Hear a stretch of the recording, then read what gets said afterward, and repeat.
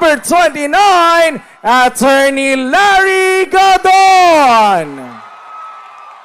Magandang hapon, magandang araw, Binyan!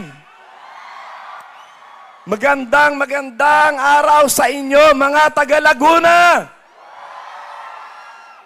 Napakarami ng tao ngayon dito, napakarami ng sumusuporta kay BBM, kay Inday Sara at sa Uniteam, sapagkat ang mga taga Binyan, ang mga taga Laguna ay hindi raw marinig ni Jinggoy. Isa pa, ang mga taga Binyan, ang mga taga Laguna ay hindi. Ayan.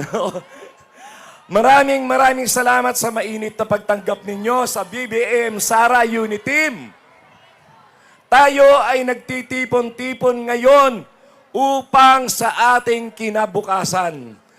Ang ating bansa ay nakakaranas ngayon ng matinding suliranin, matinding problema sapagkat ginupo ang ating ekonomiya ng pandemya. Marami ang nawalan ng trabaho, maraming kumpanya ang nagsara, maraming trabaho ang nawala.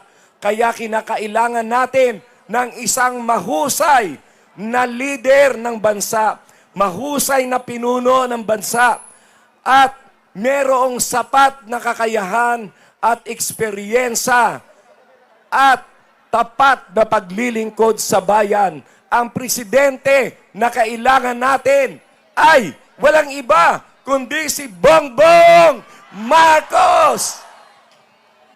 At upang maisulong lahat ng ating mga advokasya, ang lahat ng programa ng Marcos Duterte administration, kinakailangan ng isang vice presidente na mataas ang IQ.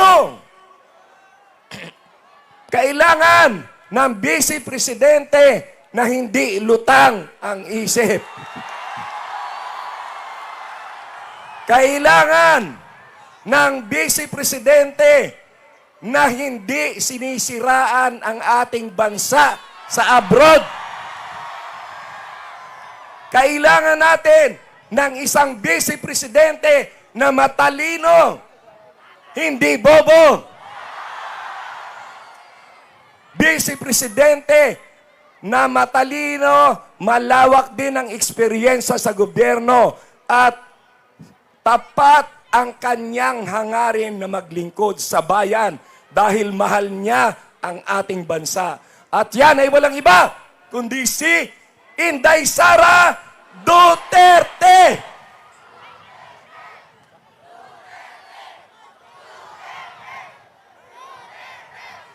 At kailangan natin ng mga kakampi sa Senado upang maisulong ang lahat ng programa ni Bongbong at ni Inday Sara. Kinakailangan ng mga senador na kakampi. At yan ay walang iba kundi ang buong ticket ng Uniteam na senatorial balls. At inyong susuportahan, aking pinananawagan, suportahan si Jinggoy Estrada. Alam nyo, si Jinggoy, napakabait na tao niyan. Napakaraming natulungan, napakaraming ginawa na mga batas sa ating bansa. Kaya lang, siya ay biktima ng paninira nung nakaraang administrasyon. Dahil yung nakaraang administrasyon, ang kanilang expertise ay paninira. Kaya hanggang ngayon, ang kanilang kampanya ay paninira pa rin. Wala silang programa, wala silang plano para sa ating kinabukasan, kundi ang alam lang nila ay paninira. Kaya, huwag kayong maniwala sa mga paninira kay Jinggoy. Tama? At ang aming nasa ticket rin na talagang tapat sa paglilingkod sa bayan at bukal sa kanyang loob at ang kanyang isipan ang edukasyon ng ating mga kabataan. Siya ang pinaka nagsusulong ng mga programa para sa edukasyon. At yan, walang iba, kundi si Sherwin Gatchalian. At meron tayong isa ring kandidato ng senador na dapat din nating suportahan sapagkat napakalawak ng kanyang karanasan sa local government. Alam niyang patakbuhin, alam niya ang lahat ng pasikot-sikot ng mga local government. Kaya kinakailangan natin siya sa Senado upang ang lahat ng mga panukalang batas tungkol sa local government ay kanyang maisulong. At yan ay walang iba kundi si Herbert Bautista. Tama! At kinakailangan natin ng isang mahusay na abogado sapagkat ang Senado ay ang paggagawa ng batas at kailangan natin ng isang mahusay na abogado na alam ang tungkol sa mga batas ng international law dahil kailangan nating makipag-ugnayan ng mahusay sa ating mga iba't ibang bansang kaibigan. At yan ay walang iba kundi si Harry Roque. Tama?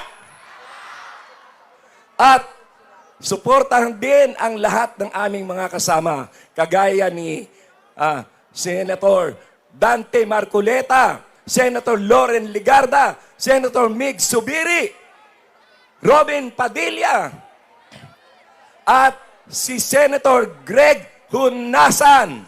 Kaya nananawagan ako sa inyo ng buong suporta para sa UNITEAM. Dahil hindi magiging kumpleto ang ating pag-angat kung hindi sama-sama ang UNITEAM. Napakaraming mga programa na gustong ipatupad ni Bongbong Marcos. At lahat yan ay upang makabalik tayo sa normal at makabalik tayo sa ating mahusay na pamamalakad ng gobyerno at ang ating ekonomiya ay mapaunlad. Tama! Ang mga taga-Binyan, ang mga taga-Laguna ay matatalino. Ang mga taga-Binyan, ang mga taga-Laguna ay marunong pumili ng mga pinuno ng ating bansa. Marusay kayong kumilatis kung sino ang karapat-dapat na inyong iboto at susuportahan. Dahil ang mga taga-Binyan, ang mga taga-Laguna ay hindi. Hindi daw naririnig ni Senator Jinggoy. Kaya yung kanyang Jollibee, baka hindi ibigay. ang mga taga-Binyan, mas malakas. Ang mga taga-Binyan ay hindi. Hindi raw narinig ni Harry Roque. Kaya kailangan mas malakas ngayon. Ang mga taga-Binyan ay hindi. Maraming salamat. Maraming salamat. Palakpakan po natin muli, Senator Attorney Larry Gadon, number 29 po sa ating mga balota. Dumarami na po ang ating mga bisita ngayong araw. Kaya naman paalala po namin sa mga minamahal po naming mga supporters, pwede pa po tayo sa ditong gilid, marami pa pong lugar dito. Kaysa sa po ay magsiksikan kayo dyan, pwede pa po kayong tumuloy. Medyo